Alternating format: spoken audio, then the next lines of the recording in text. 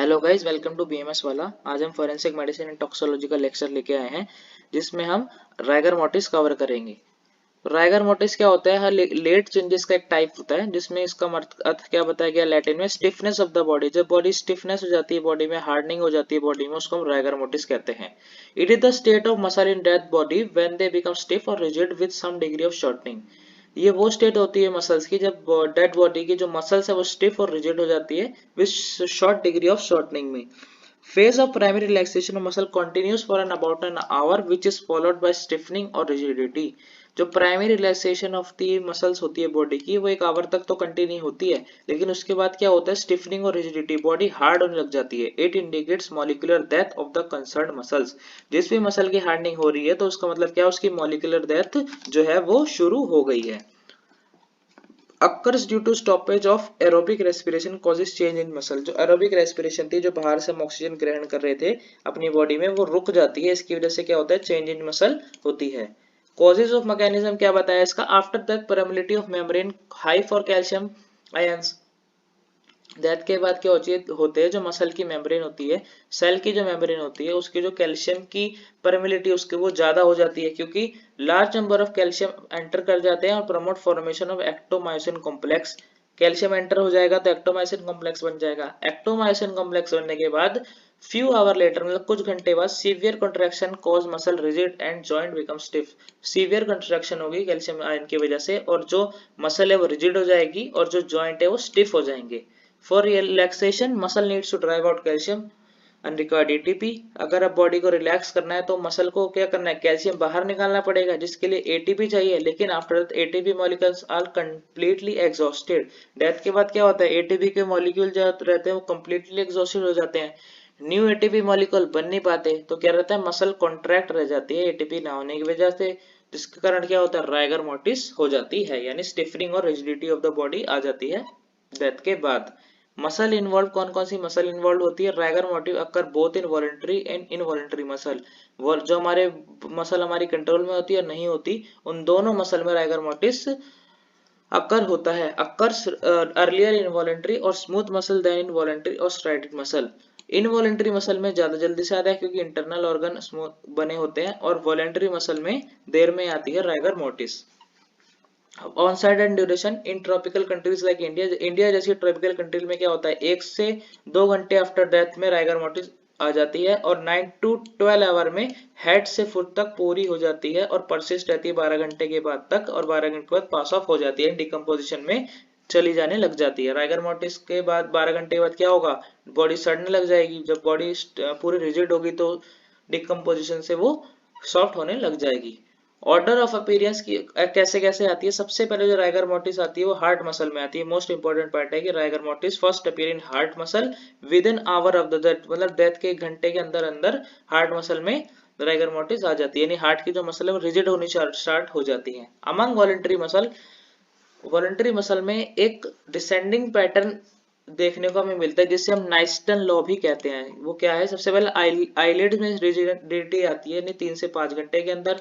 Jaw में, face muscle में 4 से 5 घंटे के अंदर आती है राइगर मोर्टिस यानी स्टिफनेस। नेक और थोरेक्स में 5 से 7 घंटे में स्टिफनेस आती है। अपर लिम में 7 से 9 घंटे में स्टिफनेस आती है। लोअर लिम में 9 से 11 घंटे में स्टिफनेस आती है। स्मॉल मसल ऑफ फिंगर और टो में 11 से 12 घंटे में स्टिफनेस आती है। ये एक डिसेंडिंग पैटर्न शो करता है जिसे हम नाइस्टन लॉ कहते हैं। टेस्टिंग फॉर राइगर मोर्टिस हम पता कैसे करेंगे क्या राइगर मोर्टिस आई है या किसी और वजह से स्टिफनेस है? उसकी टेस्टिंग कैसे जाती है? Testing bye lifting the eyelids, eyelids को उठाया जाता है, जॉ को डिप्रेस करा जाता है, और gently behind the low and neck and joints fall all over limbs. Neck और जॉइंट्स जो है उस बॉडी के, उसको चारों तरफ से उठा के चेक किया जाता है मोड़ के। The feeling of lower high degree of resistance is usually interpreted as rigor mortis. अगर जो उसकी जो मूवमेंट है, मतलब जो उसका रेजिस्टेंस है वो ज्यादा है या कम है, मतलब हाथ पैर हिला नहीं पा रहा ज्यादा, जो मूवमेंट है वो ज्यादा हो नहीं रही बॉडी की, रिजिडिटी आ गई है, तो इसका ये सिम्टम होता है कि राइगर मोर्टिस आ चुकी है। हमें ऐसा इंटरप्रेट कर लेना चाहिए। ब्रेकिंग ऑफ रिगर मोर्टिस, अब रिगर मोर्टिस अगर आ गई है तो मसल जो है पूरी स्टिफ होगी ऐसे, तो उसे ब्रेक कैसे करेंगे? The rigidity is completely rigor is broken में मैकेनिकल फोर्स, मैकेनिकल फोर्स के हम उसे उसकी ब्रेक करेंगे, मतलब उसे जोर से तोड़ मोड़ के हम उसके राइगर मोर्टिस ब्रेक करेंगे। जैसे कि एक लिम्ब है, लिम्ब की जो जॉइंट है वो राइगर हो गया है, और उसे हम सही करना है। तो limb become flaccid remain after softer, मतलब उसको हम तेजी से अगर मोड़ेंगे और खींचेंगे तो जो उसका लिम्ब का जॉइंट है वो फ्लैसिड हो जाएगा। अगला क्या बताया गया, इफेक्ट ऑफ राइगर मोटिस। जो राइगर मोटिस जो अगर बॉडी में आ गई तो उसके क्या क्या इफेक्ट होंगे। Goose skin appear due to मोटिस और इरेक्टर पिलाई, जो हमारी स्किन होते हैं, जो हमारे हेयर होते हैं, उनकी इरेक्टर पिलाई जो मसल होती है उसकी मोटिस यानी उनकी डेथ हो जाएगी, जिसकी वजह से गूज स्किन नजर आती है हमारी। मसल ऑफ सेमिनल वेसिकल में cause pre post modern ejaculation, जो सेमिनल वेसिकल होती है टेस्टिस में, उसकी जो मसल है वो इजैकुलेशन करा सकती है कभी कभी मरने के बाद। आइरिस इज ऑल्सो इफेक्टेड, जो आइरिस होती है हमारी आईज में वो भी इफेक्ट होती है। Contraction of heart muscle due to rigor mortis should not be mistaken for myocardial hypertrophy। Rigor mortise जब आता है तो हार्ट मसल जो कॉन्ट्रैक्ट कर जाती है, सबसे पहले वही उस पर इफेक्ट पड़ता है, तो हमें वो मायोकार्डियल हाइपरप्रेथी नहीं समझना चाहिए और अच्छी डायग्नोसिस करके वो राइगर मोटिस हमें पता लगाना चाहिए। Rigor mortis uterine muscle causes expel the foetus from the can not expel foetus from the womb. अगर कोई माता की डेथ हो जाती है जिसका बच्चा वॉम में ही है तो राइगर मोटिस की वजह से यूट्राइन मसल कॉन्ट्रैक्ट ही नहीं कर पाएगी और बच्चा वॉम में ही रह जाएगा। अब फैक्टर अफेक्टिंग राइगर मोटिस के कौन कौन से फैक्टर है जो राइगर मोटिस को इफेक्ट करते हैं। सबसे पहले आता है इन्वायरमेंटल टेम्परेचर। इन्वायरमेंटल टेम्परेचर क्या होता है, at high temperature it comes early and passes of early. अगर ज्यादा टेम्परेचर रहेगा, ज्यादा गर्मी रहेगी तो जल्दी राइगर मोटिस आएगी और जल्दी जाएगी, और जाएगी किसमें, डिकम्पोजिशन में। In cold temperature it comes late and stage longer. और अगर मौसम ठंडा रहेगा तो देर में राइगर मोटिस आएगी और देर तक रहेगी। Muscular activity, violent exercise prior to death may hasten the onset as well disappearance of the rigidity। अगर मरने से पहले किसी बंदे ने एक्सरसाइज करी होती है तो उसकी जो मसल है वो ज्यादा कोएलेटेड रहती है, तो जिसकी वजह से क्या है, रिजिडिटी देर में आती है और कभी कभी आती ही नहीं है। Cause of death and condition of the body, जिस भी कंडीशन में जिस भी कारण से बॉडी की डेथ हुई है वो रिजिडिटी मेंटेन या बताने में हमारी हेल्प करता है।